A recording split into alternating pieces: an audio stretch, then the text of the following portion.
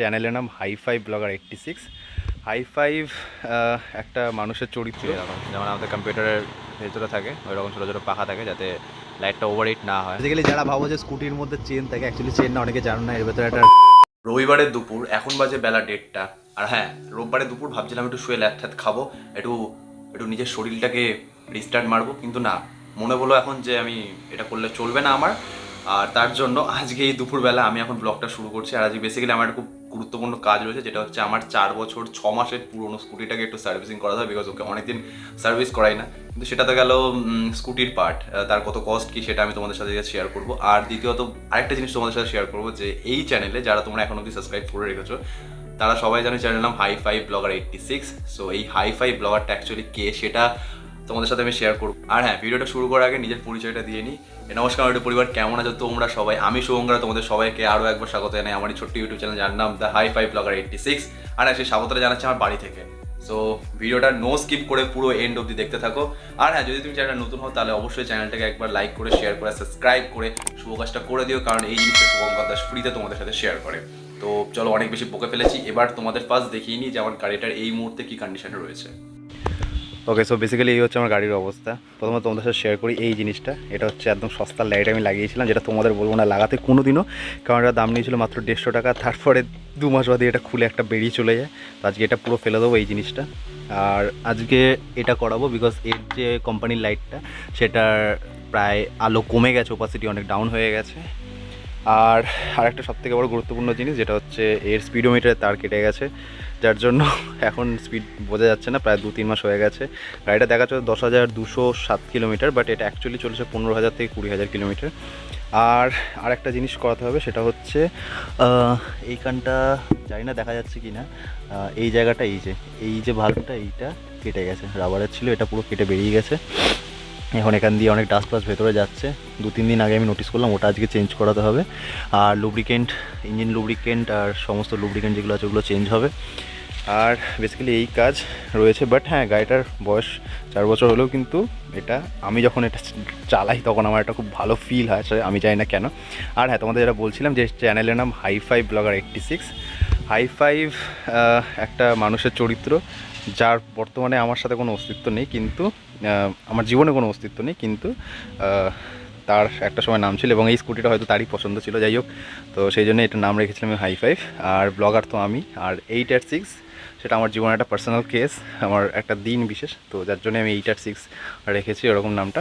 যাই হোক, এবার চলো সোজা গিয়ে তোমাদের সাথে দেখা হচ্ছে দোকানে। ওকে, তো চলে এসেছে আমাদের পাড়ার গ্যারেজ। ঠিক আছে, আমাদের এখানকার 90% ছেলেপিলের ভরসা এই গ্যারেজটা।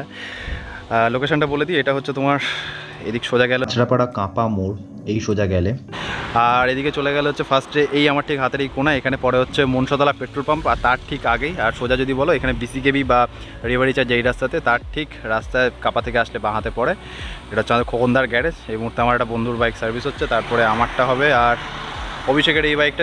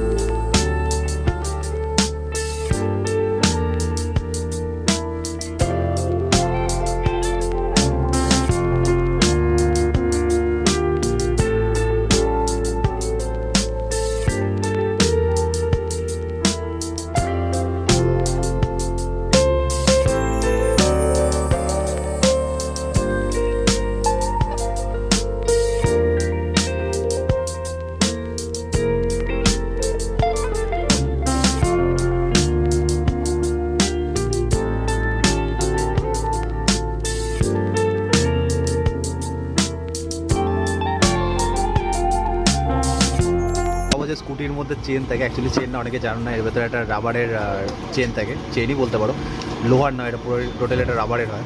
এইভাবেই চালাবো এখন, দেখতে হেভি সেক্সি লাগছে এটা। মানে শক্ত একদম, কিন্তু বেল্টটা এখনও ভালোই গরম আছে বিকজ ইঞ্জিনটা একটু আগেই চলেছে। কিছুই না, এসব লাইট কেস। মানে এটা হচ্ছে এই রাস্তার ফল। মানে এই যে নোংরা, প্রত্যেক কটা গাড়িতে খুললে এর থেকে বেশি নোংরা পাবে। এটা হচ্ছে এই রাস্তার ফল আমাদের। এটা হচ্ছে নতুন এয়ার ফিল্টার, পুরো একদম ঝাঁ চকচকে সেমই।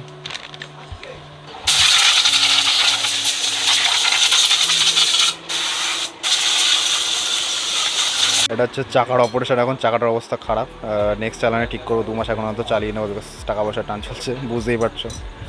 তো এখন চাকার কাজ হচ্ছে এটার। এটা হচ্ছে ওর খুঁড়া কাজকে বোতলের 40। সেটা হচ্ছে আজকে আমার লাইট, হেডলাইট যেটা বলছেন সকালে খারাপ হয়ে গেছে, নাইট রাইডের। পেছনে একটা পাখা থাকে অ্যাকচুয়ালি, দেখো যেমন আমাদের কম্পিউটারের ভেতরে থাকে ওই রকম ছোটো ছোটো পাখা থাকে, যাতে লাইটটা ওভারহিট না হয় আর কোনো শর্ট সার্কিট না হয়। যার জন্য সেম এই ধরনের পাখা আছে। এটা এখন হাত দিয়ে নাড়াচ্ছে তো ঘুরছে না। সো চলো দেখি কী হয়। এটা অ্যাকচুয়ালি এলইডি লাইট, পুরো হোয়াইট। তো ভিডিওটা শেষ অবধি দেখতে থাকো, আর কত কী কস্ট হচ্ছে সেটাও তোমাদের আজকে আমি শেয়ার করবো। তো এতক্ষণে সামনের লাইটের কাজবাজ মিটলো, এখন জাস্ট লাইটটা লাগানো বাকি। এখন ঘড়ির কাটায় প্রায় 8টা বেজে গেছে, 7:51 হয়ে গেছে। তো দেখা যাক আজকে কখন শেষ হয়, 10টা বেজে বাড়ি যেতে যেতে।